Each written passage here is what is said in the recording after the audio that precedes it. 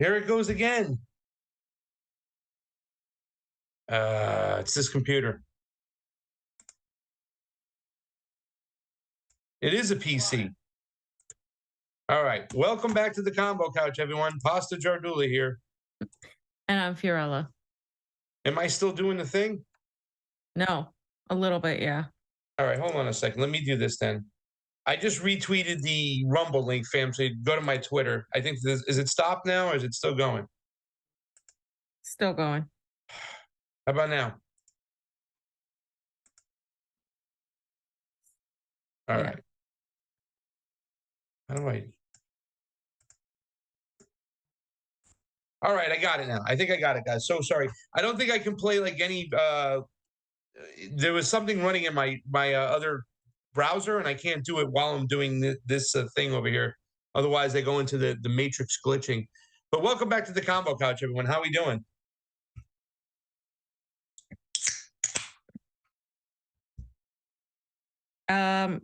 You know, this is I can't take the abuse. Oz, can you get in here real quick? I'm getting picked on over here. All right. Well, thank you guys very much for coming today. We have a great show for you today. Danny Shaw will be with us eventually. He should be diving in any second. I sent him the link. So we're going to keep our eyes out open for Danny Shaw. We're going to talk a little bit about what's going on in Cuba right now. As you know, the Convo Couch is supposed to go there to cover those elections. And thank God we're doing that because it's important because what's going on with this whole Brazil situation, fam? I don't know if you know this, but Bolsonaro is hanging out in Orlando, your old town. He flew in a couple days ago, right before the inauguration, before the government was set to change. He said that he was advised by his lawyers to do so, you know, and obviously when it comes to the whole, this whole kind of like, I want to say like stratosphere of like populist right journalism that is kind of making it look like Lula's a communist, a Marxist, and this is what's going on. They're suppressing voices, and granted, there are some issues when it comes to freedom of speech inside of Brazil. We understand that we have our own issues right here at home. However, you know, we believe that the people, no matter what type of governments there are, have a right to choose that government, and they duly elected so. But this has been spun so many different ways, fam. This election that we did was unlike any election we went to. And don't get me wrong, fam. Like, you know, the Nicaraguan situation when Biden called it a pantomime election and all that stuff. This has been like intense since the get-go. It hasn't stopped. The manufacturing of consent for what's to come. Yeah, people are saying that Lula is like, you know, close with the Biden administration. What happens if the Biden administration's gone in 2 years?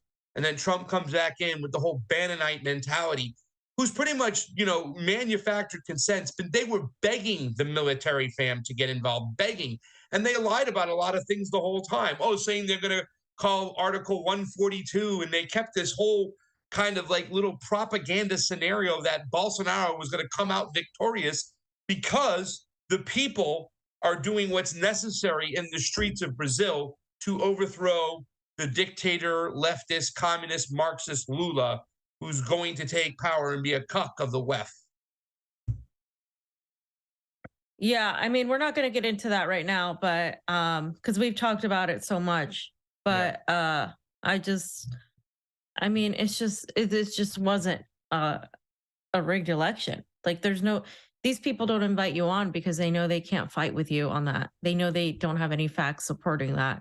But other than that, I mean, they're saying nothing about Peru. They're saying nothing about Argentina. They're ready to interfere. You know, like they're completely silent on Peru. And that's just how I judge people right now. So we're going to start Oz with section 2. No, Danny should be here any second, though. That's the thing. It's 10:45. I can't wait. I literally have to be up at like 5:45 in the morning. All right. So he's not here. I'm waiting for him. All right. Yeah, we can start with section 3, which is shorter if you want. Okay. Yeah. Let's do that and start with section 3. So I don't know if you guys noticed, but the Ukrainian government decided to march along in Kiev and other cities for Stepan Bandera. Stepan Bandera, of course, is a Nazi collaborator and a Nazi as well. And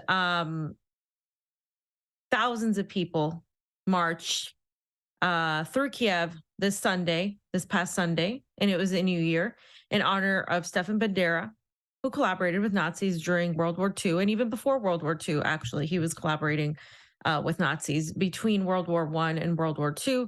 That's what was that's what he was doing, and the whole thing was that they were fighting against the Soviet Union, and that they were being used to defeat Nazis. They were being used to defeat the Soviet Union, not Nazis. They were Nazis. They were being used to defeat the Soviet Union, and the whole thing was manufactured by the United States, European countries, especially Germany, to try to use them against the Soviet Union. And so we've talked about this at length. We talked a little bit about this with Cynthia Chung. And we also talked about this. I talked about this yesterday with Kavork from Syriana Analysis. And I went deep into this. So if you guys want to check that out, that would be a great idea. I actually took pictures so we can just go through the slides. So just a refresher, if you guys don't know who Bandera is, Bandera was born on January 1st, 1908. And the rallies celebrating his birthday recently became tradition in Ukraine after, of course, 2014 Euromaidan situation. And recently, Victoria Nuland's husband has said that if Kiev falls, the entire global agenda for Europe will fall. Those were his words. So what's really interesting here is that you rarely see any sort of opposition to this whole thing. You don't see the opposition from Europe to this Nazism that's being displayed here. And it shows you to me that Europe is really selective about when they oppose white supremacy, when they oppose Nazism, because they love talking about white supremacy, but they don't really do anything about it when it comes to Ukraine. In fact, they literally completely pretend it's not happening, or they ignore it. So some of the chants that they were chanting in this parade, slide 13, were nationalism is our religion, Bandera is our prophet. Glory to Ukraine, glory to heroes. And of course, again, this was something that was used during the World War II. Now, again, Bandera was a leader of the Organization of Ukrainian Nationalists, or the OUN, and its armed wing, the Ukrainian Insurgent Army, or the UPA. And again, they collaborated with Nazis to fight the Red Army. The Red Army was the army that was instrumental in defeating the Nazis, which the US took, of course, full, complete, and total credit for. And the UPA, this particular sect of Stepan Bandera, was responsible particularly for the death of 100,000 Poles, women and children mainly, and also, of course, Jewish people. So weird that this whole thing is happening, of course, and people say, well, Zelensky is Jewish, blah, blah, blah. We've talked about this at length. That doesn't matter. We know who Zelensky, how Zelensky was funded. We know he's really in charge of. And at the end of the day, and this is what I said in Kavork's video, I said, at the end of the day, you take Zionism and you take fascism or Nazism, it's essentially the same thing. It's essentially the same thing. If you remove the dogmatic religious aspect of it, it's basically the worshiping of a certain group of people over anybody else. And this might be controversial for people to hear, but it doesn't matter what it is. Christianity, Judaism, whatever. If you are putting a group of people above everybody else, that is essentially the same thing. And so this was something that happened. And of course, they got some pushback from Poland, from people of Jewish descent, with a Twitter post that was cheering Stepan Bandera, right? And if you just show the Twitter post, it's right here. It's slide 17. And this was on the Ukrainian parliament Twitter page, and they deleted it.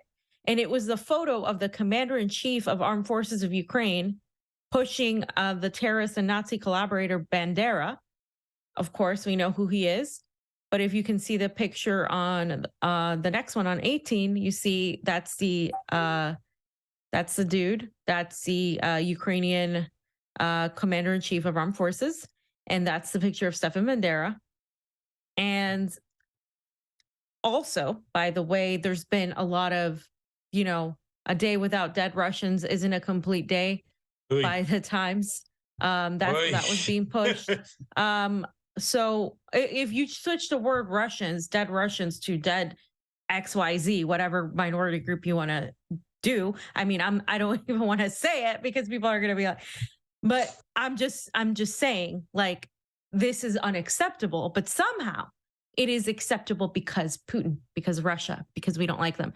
And this is something, I mean, we can't let go. It seems like every day there's something about Nazis in Ukraine, or Nazis being hailed, and swastikas being, all over the place. They're not hiding who they are.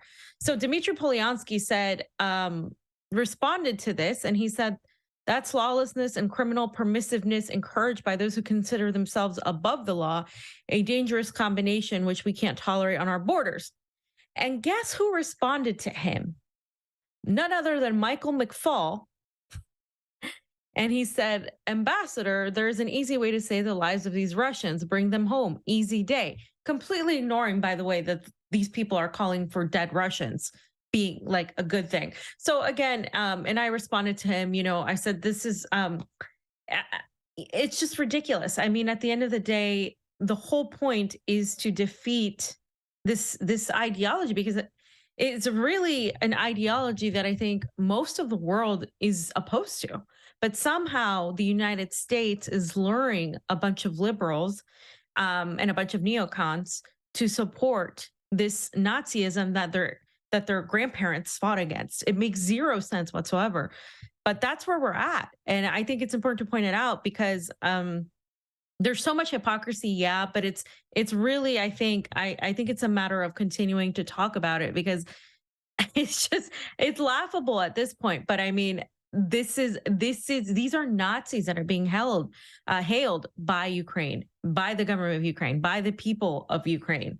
And people say, well, it's a minority, but everybody else around there is passive. And again, I make the comparison to Israel, where a lot of the people in Israel are in favor of the occupation against Palestine, are in favor of what they're doing to Palestine, or are completely so passive that is a reaction to it in itself. So I think that this is, again, just being, when Russia points this out, it's just like, oh, these Russians are exaggerating. But really, let's just switch the name from Russian to Jewish, or Russian to XYZ, and then you'll get a completely different reaction. So I just wanted to do a little quick blip on that, because it is a holiday for Ukraine. Stepan Bandera's birthday is an actual national holiday for Ukraine. Yeah. I think the interesting thing too, as well, is when you talk about the two isms, when you talk about Zionism and fascism being so similar to each other, right? Like, both of them have this imperialism built into it. Zionism, the greater state of Israel, we got to expand our territory. And man, if nobody ever took Hitler out, he might be still marching to this day. Who knows? Because he just wanted to keep on expanding the territory. But that is the crazy thing. The thing that really just burns my ass too, as well, is like the way that, was that an elected official, or was that just an appointee who was it? Mike McFarland, you said? Or no. Who posted the picture? The tweet. Who said, the easiest way to end this thing, just. That was Michael McFaul. Okay. He used to be the ambassador, the Russian ambassador, yes. U.S. ambassador to Russia. The thing that's so crazy too, as well, is that you see a Nazi flag one Nazi flag in Canada, and that's one too many. It's just crazy. But these type of articles that person was kind of commenting on, about a day without dead Russians is a bad day. It's okay, as many Nazis, a few Nazis in the Ukraine, that's all right though. The hypocrisy is just crazy. And you know what? Later on we'll get into the show, as well as how this played a part too, as well, of what's going on the floor of the GOP. It was mentioned. So Do you have Great. anything else to add to that about Stefan Bandera's birthday? Do we have to light a candle? What are we supposed to do? What's the No, tradition? I think we're good on that, Pasa. I think yeah, no. No? Don't light a No, candle for yeah. Stefan Bandera then. No. No, no, no. All right. Definitely So not. should we introduce our guest? Yeah. Let's introduce our guest. He's been here a few times, hasn't he? Well, you know this man. We spent some time with him in multiple countries down in the global south, aka global south, our hemisphere, Latin America. We just got back from Brazil with him, which that whole situation just going on. Lula was just inaugurated a couple days Mhm. ago and is now back in power. He has the Jason Statham haircut and the smile to boot. Danny Shaw is with us today. Look at his smile. What's up, buddy? Are you muted? You're muted. Greetings to everybody at the Convo Couch. Fresh back from Cuba. Looking forward to shed some light on the situation over there. Nice. Yeah, Nice. yeah. I mean, we do want to ask you about Cuba because I saw you actually recently respond to somebody. I think they consider themselves a libertarian or an anarchist or something, and they were making fun of the Cuban healthcare system, and it was like a picture of a woman in a rundown, like looking, medical room, and they were saying, "Oh, Cuba's healthcare," and you said Cuba has more. I forget exactly what you said, but dignity than you will ever understand. And I thought that was great. And I was responding to that as well, say, like the US healthcare system is basically you 6 feet under. It's basically you in a coffin or you completely riddled in debt. So it's what I mean, even when you die, that's expensive. It's expensive to die, even. I wanted to ask you right off the bat, Danny. Cuba gets called a dictatorship, right? Now more than ever, we have a lot of the Ron DeSantis groups, the people pushing all the stuff in Brazil. They're getting stronger. They're calling themselves a populist right, the right that's different than the regular right. Now, I beg to differ on that. Not going to speak, not going to generalize everybody because I don't like to do that. But there is this sentiment where you see them, okay, well, we're against the invasion of Ukraine because we're against the funding of Ukraine because it's wasting so much taxpayer dollars. When it comes to Latin America, when it comes to China, they're ready to go. They're ready to send everything out there. So my question to you is right off the bat, what constitutes a dictatorship, and is Cuba a dictatorship? Yeah, that's a great question.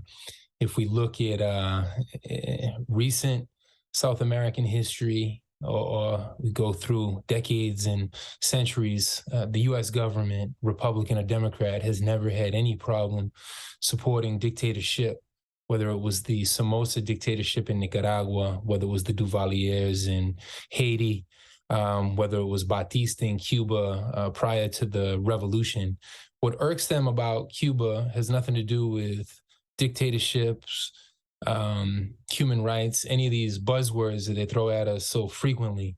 It has everything to do with geopolitics and what countries can be considered the backyard of the United States. And regardless of how we analyze it or slice it, the U.S. does not have economic control over Cuba. Cuba is self-determining.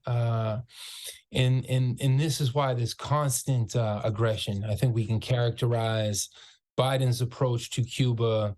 I don't think it would be fair to say Trump 2.0, because Trump pushed back on the 2014 to 2017 opening that Obama began to implement. I mean, Obama opened up travel and that certain corporations could negotiate with Cuba, but it's not like the Obama administration also completely ended the blockade, not by a long shot. So Biden's 1.5 policy towards Cuba, if you will, it's ongoing hostility. Things in Cuba are very difficult right now. I think it's important to counter this New York Times-esque propaganda against Cuba, against Venezuela. They're very fond of putting these old hospitals and these images which try to present a hellish Cuba or hellish Venezuela. And a lot of that is just pure anti-socialism, anti-communism. We have to dig deep beneath that propaganda to actually look like, how can a country so small as Cuba, 11 million people, a GDP that would be a fraction of the GDP of the United States or any of these exploiter nations, how do they continue to offer free dental care and health care and education to their people despite all of these challenges? So socialism is the idea of abundance. It's the idea not of scarcity. Scarcity would be the antithesis of socialism. But that's why this blockade has existed since 1960. This is about a battle of ideas. As Fidel Castro outlined, he said the most important battle of our time is the battle of ideas. So that's why you always see these tweets or these headlines from the Wall Street Journal and beyond of these quote unquote antiquated Cuban or Venezuelan or Nicaraguan hospitals, because they want the general public in this ideological war to think that there is no other option. They continue with this 1991 idea of the end of history. But I think people who truly support self-determination for the exploited nations of the global South have so much to learn from Cuba. And that's why these rigorous discussions are so important. The guy who's been kind of going around getting all the airtime on this populist right that's been growing that we keep talking about. This is a populist right that I think I've explained to you, Danny, how I, try to reach out to them from the olive branch for certain things that we may agree upon, freedom of speech, freedom of a press, but I don't think they necessarily agree with that all the time. I just think that they have different villains than maybe, in the populist right than they will in the establishment left. But you did say something that was very important because you talked about economic control. And it is this anti-socialist, anti-communist movement that is really being kind of revved up again. Even the libertarians, some of them in Congress, their chair right now is kind of pushing back against a lot of that kind of like interventionist kind of mentality. Rand Paul released a book and it says The Argument Against Socialism. But what I continue to tell people, that what I experienced in my small amount of time, and this is something you can probably speak volumes to because you're very connected to the culture. Isn't the Marxism or the socialism or the communism that you experience in the global South all or mainly economical and not the kind of like what the populist right refers to as the with a cultural Marxism, which is something that I feel from what I've researched has kind of been made up and inflamed by the CIA for division. So when I say, isn't their Marxism or their socialism economical more than cultural down there? And what is the culture from the majority of the Latin American countries that you experience and Cuba like? Well, one thing about Cuba that's fascinating and a fresh breath of air for so many of us, I mean, if you take 95 from where I'm at in New York City and you head north to Maine or you head south to Miami, what are you going to see along your entire route? You're going to see 1,000 Starbucks, 1,000 McDonald's, Burger Kings. Whereas when you go to Cuba, how many billboards, how many monuments to true revolutionaries, anti-imperialists, the true foremothers and forefathers of people who want to be self-determining. So I think that's always a breath of fresh air. If we contrast Cuba to some of its neighbors, say the Dominican Republic or Haiti or Jamaica or Trinidad, in Cuba, the fundamental struggle isn't against inequality, it's against scarcity. The scarcity caused by this blockade. And Trump implemented 674 updates to the blockade, none of which the Biden presidency has overhauled, so they remain in place. For example, Western Union, you can't send money to Cuba in any type of legal way. So, of course, Cuban families in Union City, New Jersey, or Miami principally, they find other creative ways And there's a lot of middlemen on that journey. So if you want to send a few $100s to Cuba, say $200 or $300, you're probably going to have to come up with $100 just to try to find a way to make that money arrive to the Cuban families that's your family or that you want to help out.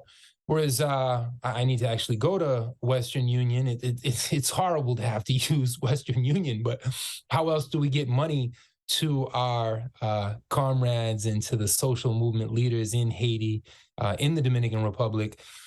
So remittances are a big issue. And right now with the blockade, there are no remittances. There are only underground remittances. And then we have to peel back the different layers of who's interested in what Trump actually called the Marco Rubio policy, the pleasing Marco Rubio, because if it was up to Marco Rubio, there would be no internet and complete hunger and complete scarcity in Cuba, Venezuela, Nicaragua, and in Bolivia. In Cuba now, there's a system of rations because it's necessary, because in the Dominican Republic, for example, you have Arroyo Hondo, the richest neighborhood in the capital, in Santo Domingo. And the neighbor of Arroyo Hondo is Cristo Rey, one of the poorest communities. So you have this incredible in-your-face wealth disparity. In Cuba, it's not like that. The 16 municipios or municipalities in Havana, whether you go to Arroyo Naranjo or you go to La Lisa or you go to Havana Vieja, the tourism is concentrated mostly in Havana Vieja and Centro Havana. You're going to see the same equality, the same struggles. Every family, each individual in the family gets 7 eggs per month, for example. Of course, 7 eggs is not enough, whether it's a young person or a baby or an old person. But the Cuban government does everything to ensure that all of its citizens have equal access. So the equality is there. But what the blockade does, it deprives Cuba of trading partners.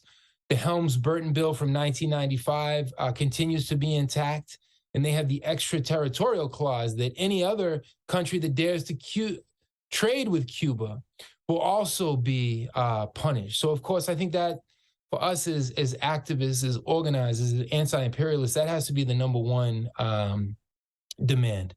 Back to the cultural versus economic Marxism, it continues to be Marxism-Leninism, the guiding ideology of the state. And one has to really ask, I mean, 1991, how many decades now since the fall of the Soviet Union, the Warsaw Pact countries, East Germany and Hungary and the other countries that traded with Cuba, those countries have long fallen by the wayside. So how does this tiny island, this tiny David, continue to stand up to the imperial Goliath? Yeah, I mean, I guess that's my question exactly, because you talk about 7 eggs, right? And this is something that I think a lot of critics of Cuba want to know.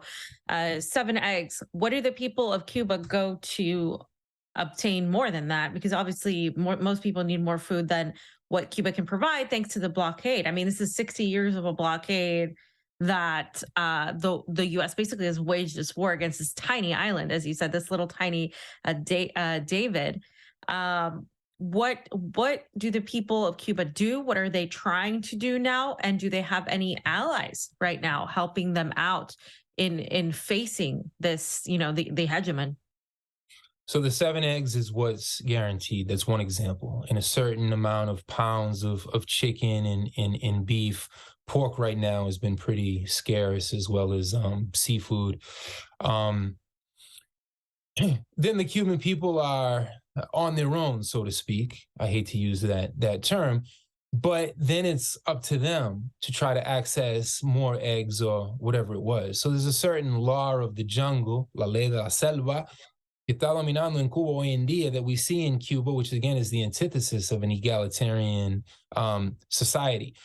So that's where the inequality comes in, because if you're in Havana and you can rent out a room to tourists in Centro Havana or in Varadero by the sea, renting out a room to a tourist could net you $30 to $50 per night. The average salary for a Cuban worker in a state-owned restaurant a state-run restaurant or as a chauffeur of a guagua, of a bus, they're making somewhere in the range of $12, $13, $14 when we convert the Cuban peso. The Cuban peso is at 175 Cuban pesos right now for $1. So when you take the monthly salary that's guaranteed by the state, it's roughly $13. Obviously a pittance by our standards. Someone here makes that not even in an hour. Many people would make that in a matter of minutes, right? So any tourist who comes then, the tourist then represents access to this foreign currency. Now, idealists or people who just don't have an understanding of dollar supremacy, of neoliberalism, of neocolonialism, of the world that we live in, a rising multipolarity, but a dominant unipolarity that still reigns, right? Unfortunately, the dollar and the euro dominate. So the Cuban people are in this contradictory position of this dependency on the dollar. Of course, we wish that the Cuban government, the Cuban leadership could buy in pesos the oil that they need, all of the food and the resources that they need. But we don't live in that world. We live in a world where on the international markets, only the dollar or the euro is respected. So by cutting off Cuba from dollars and euros, you're cutting off the ability of the Cuban leadership to purchase what the people need, whether it's medicine or... So it's this self-reliance. It's greater dependency on what the Cubans themselves can grow, whether it's plantain or other vianda or root crops like yuca. But that's where we have to be very blunt and say there's an enormous amount of suffering right now.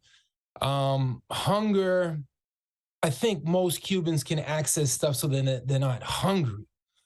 But I was down there for boxing over the years as well. And one of my favorite trainers, longtime Cuban champion boxer, who I was with in Arroyo Naranja, his name is Sumi. I'll never forget one night, we were out after training and he just grabbed a piece of bread and then like a cake and threw the cake inside the piece of bread, a roll or a sub, as we might say on the East Coast. And that was his dinner. Mm-hmm. And it was mind-boggling to me. And that's what the Cuban people go through on a daily basis. And of course, the Marco Rubios and the Ted Cruzes and the Trumps and the Bidens can then sit back. It's a bipartisan attack on Cuba. And they can laugh and they can say, look at the miserable failure of socialism. This is what socialism does to its people. And that's the ideological war. That's the information and communicational war. It's not the fault of the Cuban people and the Cuban leadership that they're in this bind. And then Forbes magazine and this entire ideological apparatus turns around and says, well, the Castros and Miguel Diaz-Canel and whatever Cuban leaders live so, have so much wealth. And I've never seen it. I've seen the Cuban leadership in the streets with their people. I don't buy into that Forbes argument. What they did was they took the Cuban GDP in the 90s or the 2000s and said, well, they just moved it across the line and said that's Fidel Castro's annual income, which to me was blasphemy. It's not factual. It's fictitious. So I think the Cubans are navigating this crisis. My thesis is that the special period, el periodo especial from 1991, has never ended. So when you talk to everyday Cuban youth, they're thinking about how can they get to Miami, because 90 miles away from this blockaded economy, there's Miami dangling in front of especially the Cuban youth faces. So that's another thing that we can peel back. Today, in fact, the U.S. Embassy reopened their visa operations in Cuba. There was an agreement from 1995 that the United States would honor 20,000 legal visas for Cubans every year, which they haven't honored through COVID and before, but they're reopened today, actually. So it's pertinent that we're having this discussion. Pasa, you're going in and out on your thing. But Danny, I just wanted to ask you while Pasa gets situated. I just wanted to ask you then, so doesn't that cause a danger? Because what we see time and time again is the West weaponize the disruptions that they cause, right? So through the blockade and through the sanctions, there's obviously scarcity that you talk about. So that scarcity, of course, leads people into desperation, and people eventually, sometimes, not always, but a lot of the times, they start blaming the government in power. And what often happens is, through the youth, the West manufactures consent and for color revolutions, for an attempt to thwart is so discord of already dissenting people that exist like in these countries. They've done it to Russia. They've attempted it in Nicaragua, but Nicaragua has been really good about teaching the youth their history. But they've done it they've attempted it in Venezuela. They've attempted it in so many countries. They're doing it right now in Iran. So what is Cuba doing? And do you think there is a danger in that aspect? Like, as you mentioned, the youth, they might think of going to Miami because things are so scarce at home. What is the sentiment? Do people support the government of Cuba, or is there a growing discontent because of the current obvious situation? Yeah, this is a vital question, Fiorella. And in my ethnographic research, of course, I want to get into every neighborhood. If things are rough in Havana, imagine in the countryside, especially after El Ciclón Lilian, the hurricane that hit Cuba recently, and then there was the big fire in the ports of Matanza.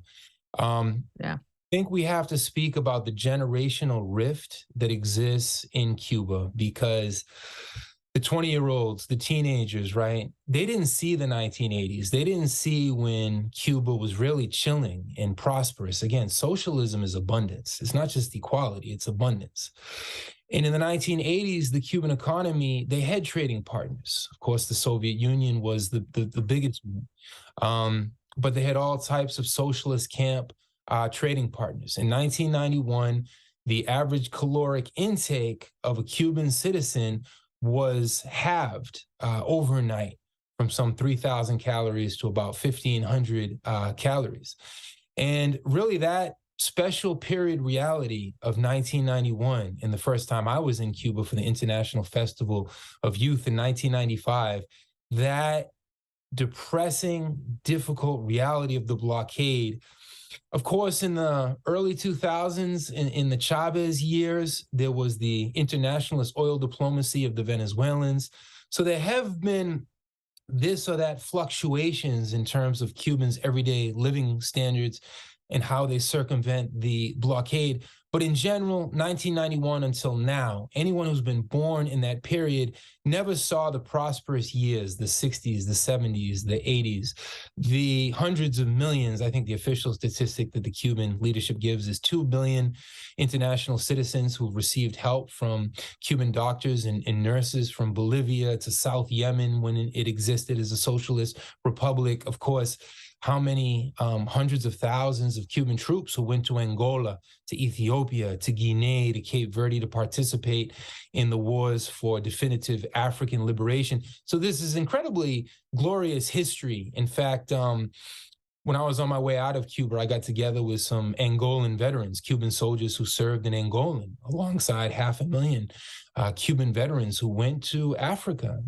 to fight. I mean, it's such a mind-boggling, revolutionary idea, because here in our society, you talked about the cultural war, and I'm not even quite sure sometimes what they mean when they use that term, but just the contrast of the U.S.'s biggest export is always war, military hardware, and more soldiers. 50,000 U.S. soldiers in Japan, 25,000 U.S. soldiers in South Korea, and always provoking and provoking. What's Cuba's number one asset and export? It's medicine, it's doctors, it's nurses, it's true internationalist solidarity. So despite all the difficulties, the Cubans have, I think they've won the moral war, if that's such a thing.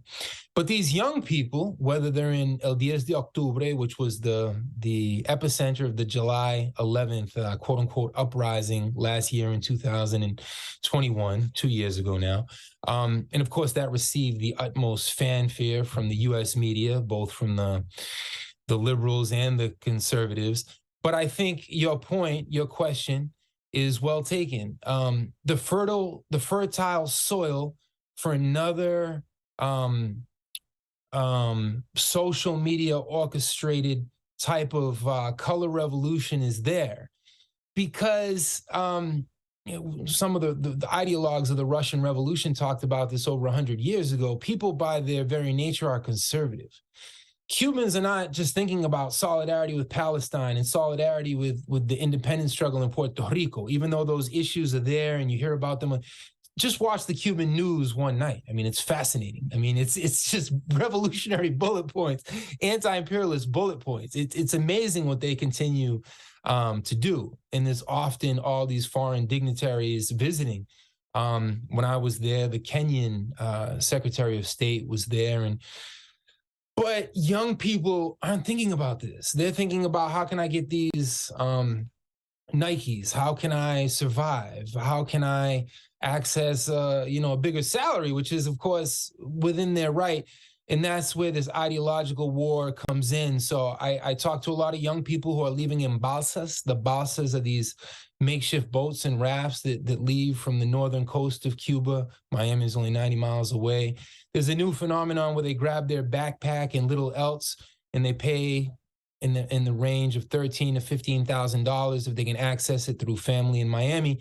And they go to Nicaragua with this backpack, and they link up with Central American coyotes, the coyotes, and they try to get to the Mexican border, because you still have this double standard in U.S. government policy where if a Venezuelan or Cuban can reach the U.S. border, they're probably going to be given a visa. Whereas if it's a Haitian or a Dominican or a Mexican or a Guatemalan or Honduran, they're immediately turned back. So I hope that begins to address your question. I got three quick true or false questions, and then you can just elaborate on them real quick.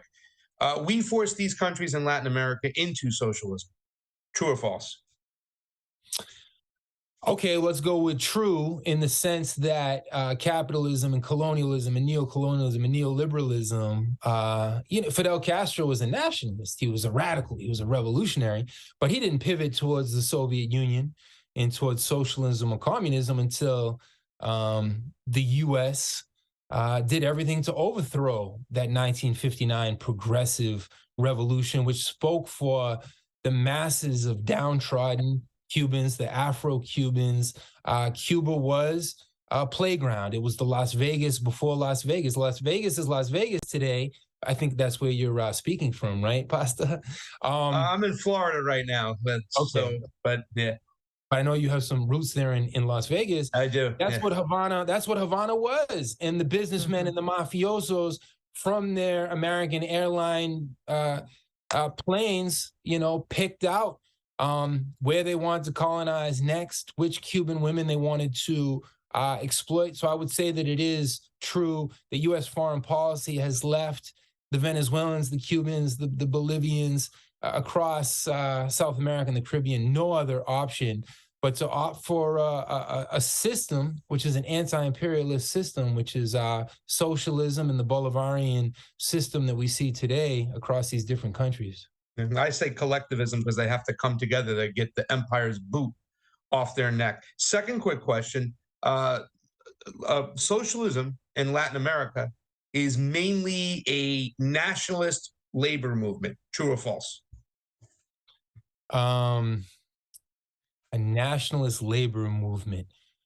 Let's go with true. I think socialism, it would be an oversimplification to just put the different countries that I've mentioned in the same bucket. I think every country has its nuances. For example, Venezuela is moving towards socialism, and it certainly has not been easy, especially since 2014 and the tightening of the Obama era sanctions against Venezuela. We've seen some 6.5 million Venezuelans forced to leave their homeland. In Venezuela, you still have the old bourgeoisie, the old ruling class in power in the different neighborhoods of Caracas and East Caracas. Whereas in Cuba, the old ruling class was destroyed, root and branch, in 1959. And they left. They left their mansions in Playa, in El Vedado, and those mansions today are museums and libraries. And many times the Cuban government, they told the servants and the workers in those mansions, they're now your mansions. So there's this fascinating phenomenon when you walk across Havana and you go to Playa El Vedado, you see these 1950 era mansions, and who lives there now? The children or the grandchildren of those servants from prior to the revolution. So class struggle, in a sense, in Cuba is not what it is in Venezuela. And then if we go to Bolivia, I mean, geez, fascism is rearing its ugly head. We saw Fernando Camacho just taken into custody by the Bolivian government because they continue to stockpile arms, and they pay downtrodden youth in the streets of La Paz and Santa Cruz to go into the streets and create havoc. So if we talk about the Bolivian experience, if we talk about the Cuban experience, if we talk about the Nicaraguan experience, I think they all have their nuances and particularities, but certainly the working class and the campesinos, the peasantry is the main engine of the Cuban revolution, and nationalism, of course. I mean, how dare those Cubans have said in 1959 that their sugarcane belonged to them and not to the United Fruit Company and all of these U.S. monopolies? How dare they kick out these massive monopolies? I mean, the Cubans have done the impossible, and that's why I think they deserve our utmost comprehension and solidarity. And the last one was the United States foreign policy is the #1 cause of migration to the States. True or false? 100% true, both in the blockaded socialist countries that we've outlined here and in the deeply penetrated neo-colonies. And that's what Xiomara Castro and her government is saying in Honduras right now. Our people don't want to leave, but what choice have you left us? And if we look at U.S. foreign policy, if we look at the global order, again, the global order, the multipolar global order is emerging, but we still live in a world where Elon Musk is worth $203 billion. How much is $203 billion? Well, let's unpack $203 billion real quick. The GDP of the Dominican Republic is half of that. It's about $95 billion. The GDP of Haiti is in the range of $25 billion. So one individual, one hair of apartheid, Elon Musk, whose father became an emeralds magnate in South Africa, in apartheid South Africa, this one hair of apartheid is worth more than twice as much as the 10.5 million people of the Dominican Republic. So that's the world we live in. And that's the world that the Elon Musks and the Bill Gates, Cuba is the world that they haven't been able to penetrate. And that's why there's so much hatred of Cuba. When's the last time we ever heard in the lamestream media one positive word about Cuba or Venezuela? So it's an economic war, but it's also an informational blockade. And anytime other countries have tried to emulate Cuba's example of sovereignty, and the key word that I used there on Twitter in that debate that Fiorella mentioned is dignity. In the Dominican Republic, they tried to have their own revolution in 1963, a radical nationalist revolution, by no means a socialist revolution. Juan Bosch was by no means a Marxist-Leninist. But what did the U.S. do? The U.S. said no more Cubas in the Caribbean or in our hemisphere. 42,000 U.S. Marines invaded the Dominican Republic, killed Dominican patriots to the tune of thousands and thousands. And that's just one example. Anytime there's been any sense of self-determination in Panama, in Grenada, in Mexico, anywhere in the hemisphere, U.S. foreign policy has sought to stamp out that shining example. That's why they have unfettered hatred for Cuba. I have two last questions, Pam. I don't know if you do, but I'm going to start with one. Free speech. I've discussed this with several people who have talked to me about, is there free speech in Russia? How does that work? In Russia, for example, yes, you can say a lot of things. However, they have taken it upon themselves to combat the U.S. propaganda. Why? Well, because the U.S. is exporting their propaganda. And just like in Cuba, and just like in many other countries, the youth that was born after the fall of the Soviet Union does not know what it was like during the Soviet Union, before Gorbachev, before the fall of the Soviet Union.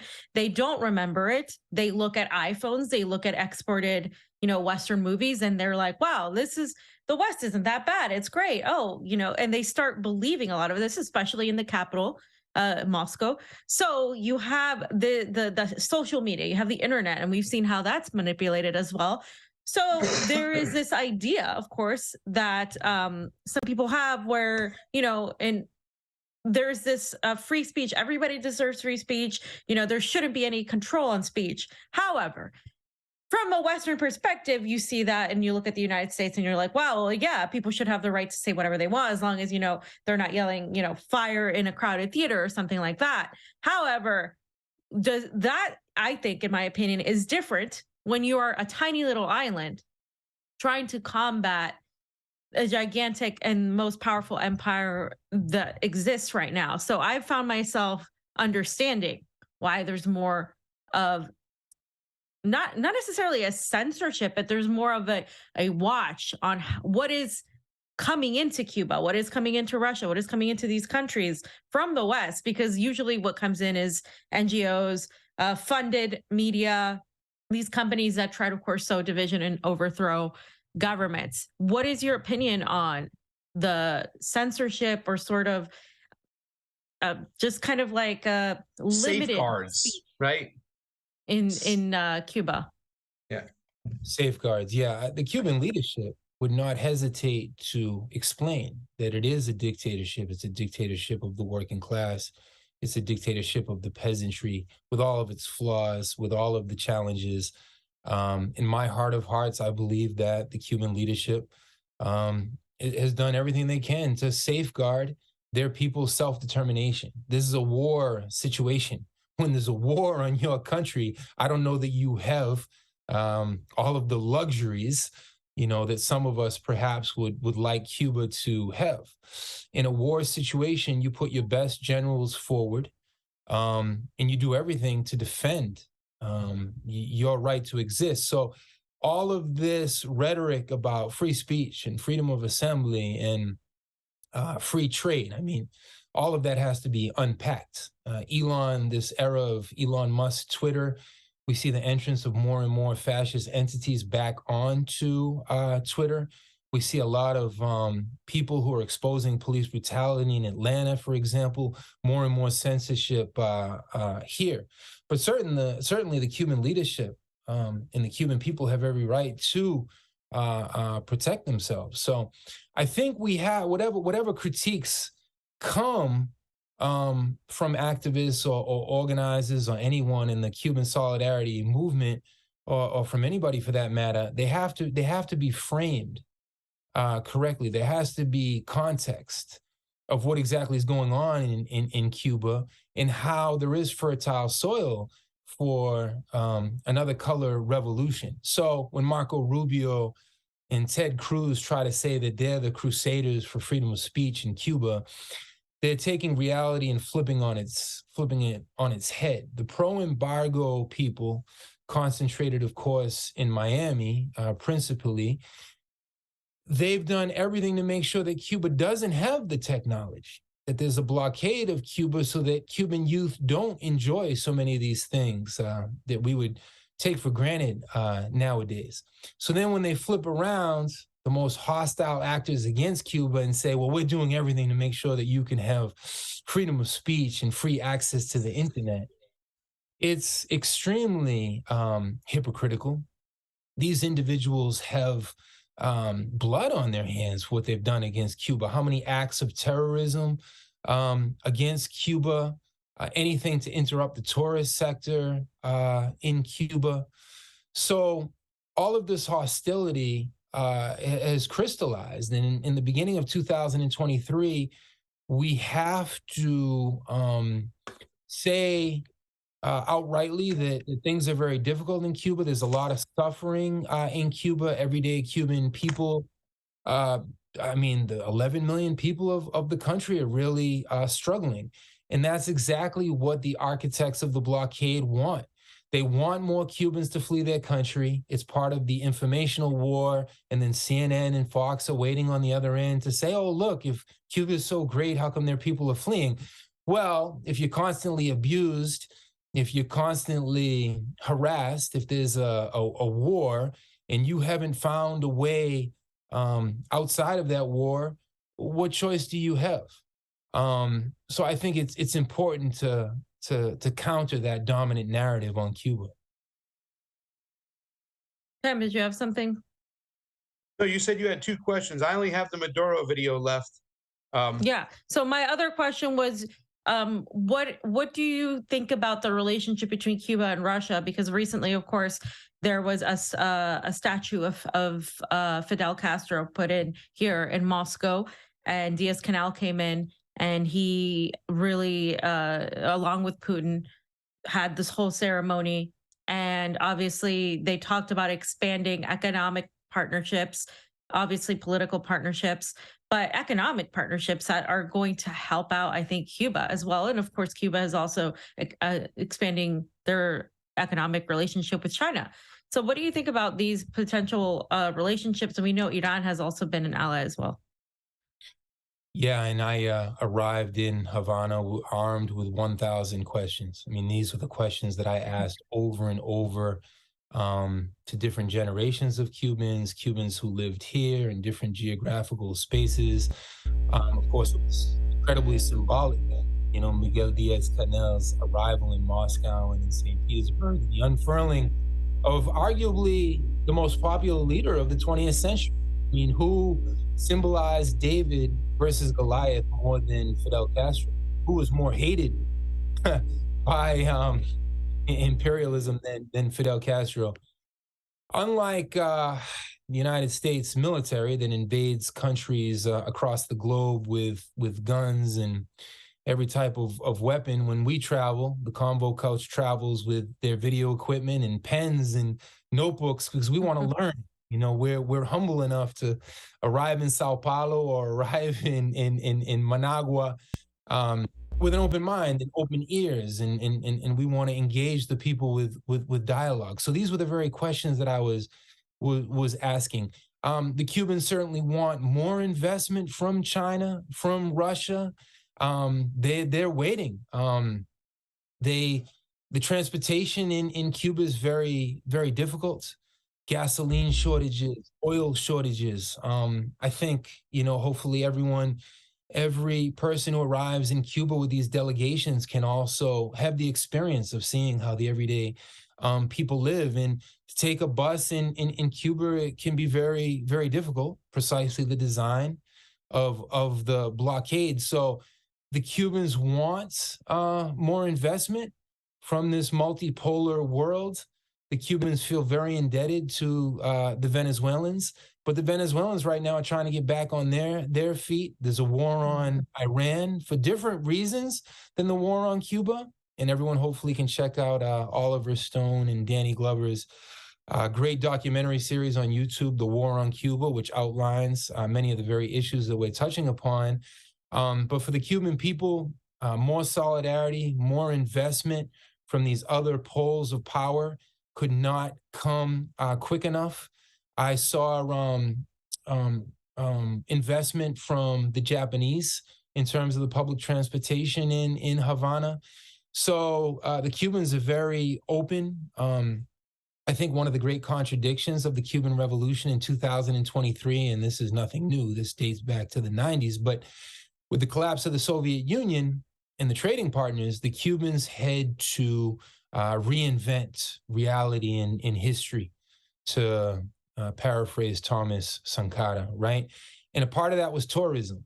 And tourism is not a dignified thing. It's very sad to see whatever tourists from Italy or Germany. Americans can go there. You don't see that many Americans there. It's more Canadians and Germans and Italians. But tourism, of course, brought this need for foreign currency, because who's going to respect the Cuban peso, right? The IMF and the World Bank.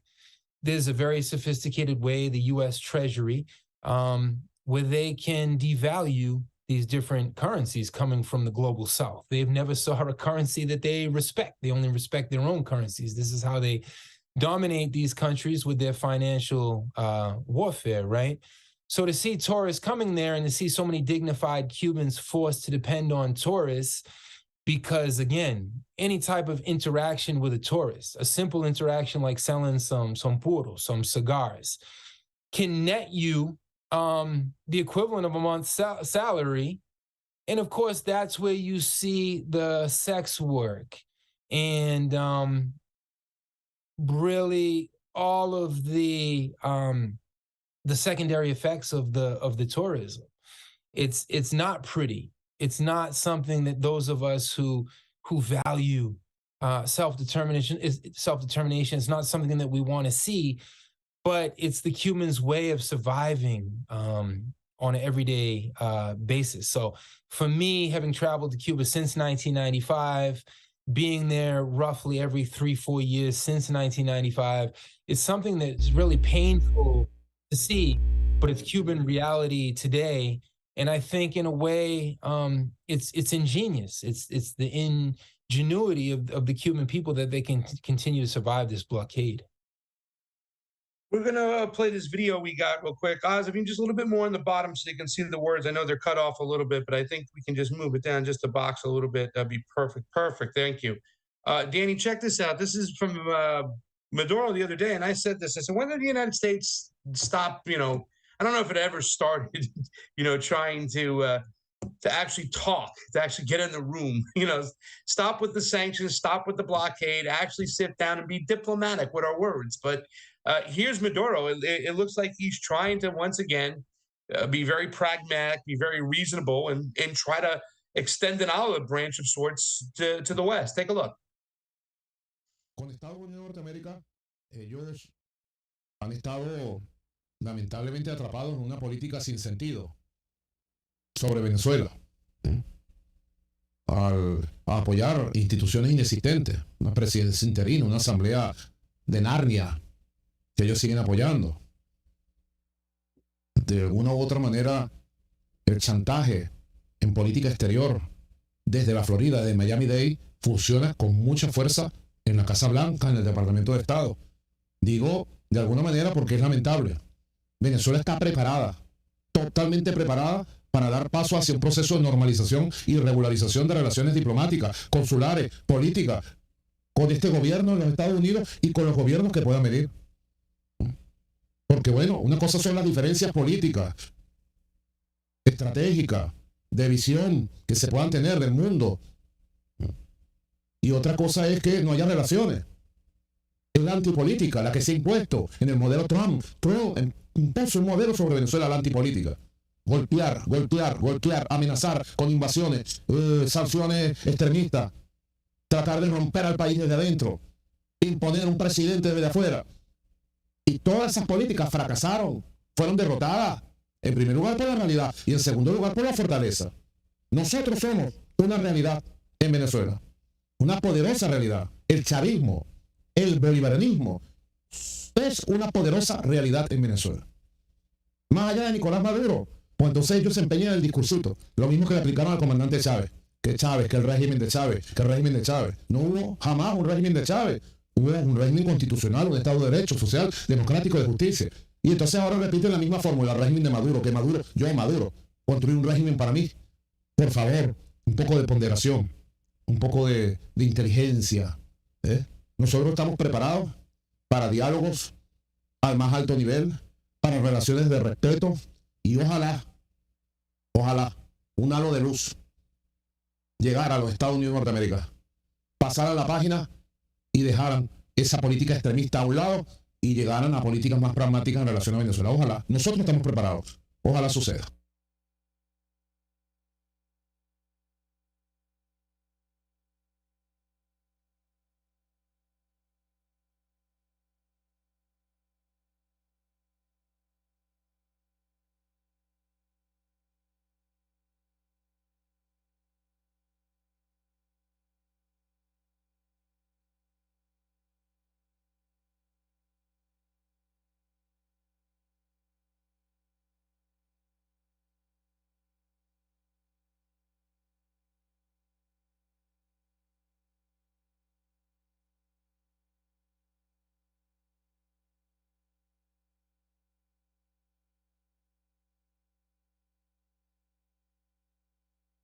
interaction, and same with the Cubans. Any American can testify, any foreigner who's gone to Cuban, that the Cuban people, the Cuban leadership, they admire the United States. I've been traveling to Venezuela since 2014, and the 30 million people of Venezuela, not one ever deserved any of these sanctions. Do we have sound right now? I'm so sorry. All right, we're good. Sorry, Danny, go ahead. None of the people of Venezuela ever deserved this hostility and economic warfare. There's been fissures in the U.S. Foreign policy establishment with regards to these blockades now for years. In the Obama era, we saw a small opening in 2015, and that spoke for many corporations like a Western Union or an American airline. I mean, these corporations, we're talking about a sizable market 90 miles off the coast of Florida. Western Union wants that 15% of every $100 in remittances sent to Cuba. They don't benefit from this blockade. Who are the cold warriors who benefit from these blockades? We've outlined how cruel they are against the Cuban people. It is the dominant ideology in Miami, in DC, in the State Department, because, again, it's an ideological war. They'll stop at nothing to show that Bolivarian Venezuela is a failure. They're never going to highlight all of the social missions, all of the Venezuelans who for the first time could access dental care and health care and travel. And that's what Lula's been promising again in Brazil, that everyday people have the right to travel, have the right to scholarships, have the right to go to a university. And that's why the foreign policy establishment can never accept a Cuba or a Bolivarian Venezuela or Bolivia or a Sandinista Nicaragua, because the last have been placed first. And that's not the capitalist order that they believe in. Bam, anything else? No, that's it. Thank you so much, Danny, for giving us some insight on your trip. We hope to go there soon and see for ourselves. But so many questions I have about Cuba, because constantly, of course, it's being talked about, like, as you said, negatively. So it's good to really hear these thoughts from somebody that's been on the ground, to be able to, push back against that narrative. Thank you. I think there's got to be some responsibility too, as well, Danny. I know that, we're doing the best job that we can to get this information out there. I keep on peeking at Telesur English, and it's not getting but 5-6 watchers. I think that there has to be more of a movement within inside Latin America to get their media out there the way RT is doing, from their end. I mean, RT, you watch it on Rumble, you got thousands of viewers, and people are so intrigued with what's going on. I think that they have to do a better job of getting the information out from inside Latin America to the gringos and here in America, so they can understand what's going on. So, but other than that, Danny, thank you so much for the work you do. Thanks for the invite, Cuba Beyond the Cliches and Sound Bites with the Convo Couch. Thank you. You got it, buddy. Love you, dude. Thank you, Danny. You're the best at this. You really are, buddy. He's the best. Danny Shaw, ladies and gentlemen. Busted the Statham. And we're going Mosaic. Fam, how about that's it for today? Because we got to get up nice and early, and it's kind of late over there. You don't want to say anything about the squad stuff? I mean, I can just pick up the thing, do it tomorrow or Friday or something, It's still going on. So we can probably just add to what we have and do it on Friday. Do you want to mention it a little bit? Do you want to just mention? Well, I think everybody knows that right now they're still trying to pick somebody in the House, right? To be the speaker, the next speaker. Yeah. And it's not a cakewalk for McCarthy. What we wanted to do, we showed up in DC when we did at the time with, we were Slow News Day, Jackson Hinkle, everybody was out there, Assange people, fuck censorship people. We went out there to protest. It was the force to vote. And it's actually led by Matt Gaetz, right? This guy, Matt Gaetz, who doesn't like the Ukraine war, not cool, happy about big tech, censorship, sucks on China. I don't know where he is on Latin America. You know what I'm saying? I'm sure he doesn't like socialism, but if he's in Florida, maybe I can get in his ear. We have some connections, but he is doing what we wanted the squad to do. Force a vote, hold it back.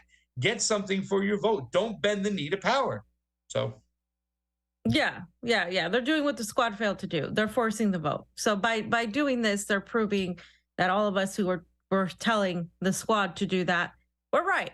Every single one of us were right that it could have been done. And we said it because it was already done before by the Tea Party. The Tea Party, of course, took over and they made Boehner cry, like as Plaza always mentions. And so we were trying to do the same thing, thinking, hey, this is like, let's throw this on the wall and see if it'll stick. And they couldn't even do that. So in fact, the first thing that the AOC did was vote to keep Pelosi as chair, as Speaker of the House. And of course, Pelosi's leaving. Pelosi's stepping down from her position as Speaker, but she's still going to be in Congress. And of course, she's had a lot of critics. But I mean, the whole point of the squad was to be different than Pelosi. And we get tired of saying this because this has been the whole point. And of course, they didn't do it. They never did. And people are still defending them. Can you believe that? They're still defending them. And of course, you know, Jimmy Dore really took this upon himself, and we all went out there. We all sort of pushed this thing, and we got completely just blasted for it by their defenders. And here again, just we are years later, 2 years, I think, to be exact, because it's almost going to be January 6th, right? Yeah. So it's been 2 years. 2 years tomorrow. Yeah. Tomorrow. Because it's actually 2 years today, because it was 2 days before the 6th. We were out there the 4th. You almost got arrested on the 4th. You and Jackson Hinkle were like this close away from going in zip ties and being like arrested, because we went walking around the facilities where actually AOC's office is and stuff, and they brought the high artillery out there, and they're like, you guys need to go back to the park where you have your what do you call it, when you have permission, your permits. Thank you. Yeah. Of course, there was like 30 cops for like 30 people. Not even, like maybe like there was a lot of cops for like a small group of people. And then of course on January 6th, there was like no cops for those thousands and thousands of people, which we now know was for a specific reason. But yeah, it's been 2 years, guys, since all of that. Isn't that incredible? It's incredible. And here we are, once again, being proven right on that. Just like it was during COVID, just like it's been, you know, on the whole Russiagate, and just like it will be on this conflict with Russia, Ukraine. It's the same type of outline with the empire. So yeah, we can talk about it more on Friday if you want, and go a little bit deeper into it. But essentially, they're holding the party hostage and doing what the squad failed to do, because it's not because they couldn't, it's because they didn't want to. Because that was never their job. Their job was to be influencers. Their job was never to govern. Their job was never to change anything. Their job was to trick people into changing things. And these idiots are still defending them, by the way, Pasa. I don't know if you've seen it. No, I did. I went on Facebook. Yeah. No, not those people. Their media. The Ryan Grims. Oh, I saw that too. Oh. Yeah, they had that little panel with, like, you know, they did, you know, the Meg Figueredo, the political, the left. They're not politically savvy, is what they're saying. It's an excuse. They're not politically savvy. Okay, cool. I don't think they're not politically savvy. Why don't you get rid of them? Yeah. Like, so you're kind of insulting them. So you're calling us politically savvy? Yeah. Because we thought about it. Like, you know what I mean? It's just like, it's just a joke. It's just an entire joke. And you're right, it is still going on. We'll see what happens. But I mean, this is an entire joke right now. Will you be talking about the COVID stuff tomorrow, fam? Tonight, actually, Dr. McCullough is coming on tonight, 8 p.m. Okay.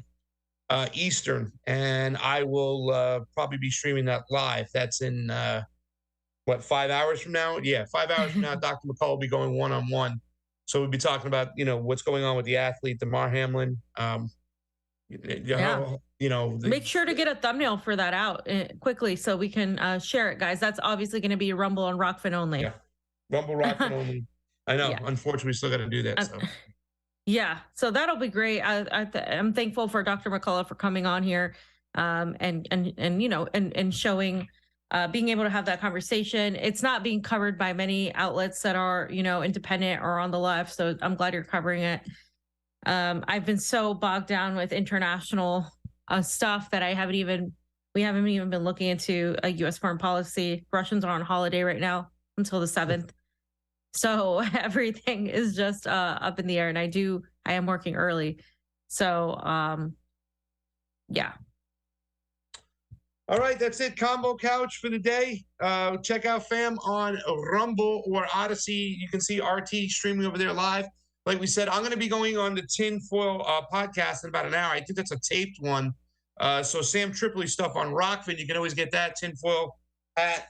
And we're going to probably talk a little bit about Brazil. A little bit of the stuff we talked about over here, just in a kind of like American perspective. So we got that going on. And Dr. McCullough as well. Later on tonight. Nice. So we got a lot of stuff still going on today, and we'll be back Friday for some more fun. Right, fam? Yeah. And also, I just wanted to say to you guys, in case you missed it, I did a show with Ryan Christian of The Last American Vagabond recently, and I did a show with Krevark from Syriana Analysis. So check that out. We're getting We around. love you guys. We'll see you soon. All right. Come out.